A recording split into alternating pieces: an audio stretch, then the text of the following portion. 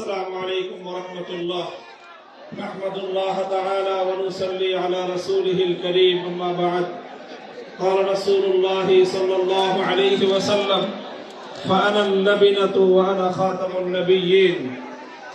সম্মিলিত খতমে নবুয়ত পরিষদের উদ্যোগে আয়োজিত আজকের এই খতমে নবুয়ত মহাসম্মেলনে উপস্থিত সংগ্রামী সভাপতি, উপস্থিত বিশ্ব উম্মতে মুসলিমার বরেণ্য উলামায়ে কেরাম, সমবেত নবী প্রেমিক তাওহীদি জনতার এই বিশাল বাঁধ ভাঙ্গা জনস্রোত এবং জনসমুদ্র, আমরা বলতে চাই পরিষ্কার ভাষায়, আল্লাহ পাক রব্বুল ইজ্জত নবুয়তের যেই প্রাসাদকে পূর্ণ করেছেন, সেই প্রাসাদের সর্বশেষ সুমহান অংশ এবং তার ঈদ বলে মুহাম্মদ সাল্লাল্লাহু আলাইহি ওয়াসাল্লাম নিজেকে ঘোষণা করেছেন।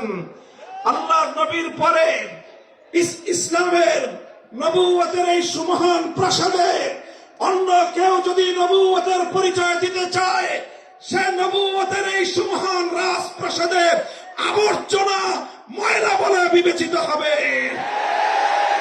ইতিহাসের ঘৃণিত ময়লা আবর্জনা কুখ্যাত গোলাম আহমদ কাদিয়ানী এবং তার অনুসারীদেরকে বাংলার রাষ্ট্রে কাফের ঘোষণা দেখতে চাই। পরিষ্কার বলছি, আমরা 2013 সালের নবী প্রেমিক তাওহীদি জনতার শাপলা চত্বরের রক্তের উপর 24-এর যে বিপ্লব প্রতিষ্ঠিত হয়েছে, সেই বিপ্লব পরবর্তী বাংলার মাটিতে কাদিয়ানীর অমুসলিম ঘোষণা হতেই হবে, হতেই হবে।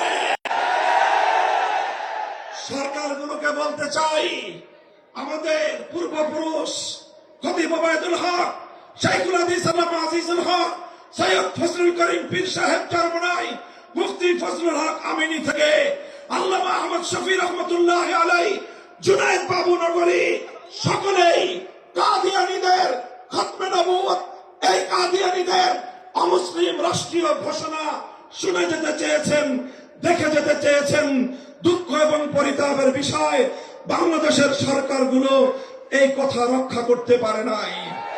আমাদের আমির হেফাজত আল্লামা মুহিবুল্লাহ বাবু নগরী হায়াতে আছেন, তার নেতৃত্বে পীর সাহেব মধুপুর যেটা তুলেছেন, এবার কাদিয়ানীদের অমুসলিম ঘোষণা দাবি আদায় করার জন্য যদি প্রয়োজন হয়, আবার 5ই মের মতো ঢাকা অবরোধ করতে হবে। শুধু ঢাকা নয়, প্রয়োজনে জাতীয় সংসদের দিকে লং মার্চ করতে হবে, বাংলাদেশ অবরুদ্ধ করতে হবে, সকল রাজনীতি বন্ধ করে দিতে হবে, পার্লামেন্ট অচল করে দিতে হবে, সচিবালয় বন্ধ হয়ে যাবে, বাংলাদেশ থমকে দাঁড়াবে।